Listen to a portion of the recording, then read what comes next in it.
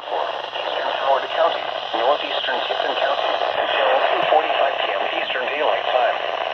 At 2:17 p.m. Eastern Daylight Time, a severe thunderstorm was located near Kokomo, moving east at 30 I miles just per hour. zoomed in here once I saw that Expected hazards notification on include 60 IAM miles per hour wind gusts and quarter-size hail.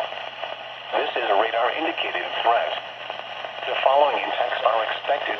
Hail damage to vehicles is expected. Expect wind damage to roofs, siding, and trees. Locations impacted include Kokomo, Greentown, and Indian Heights. For your protection, move to an interior room on the lowest floor of a building.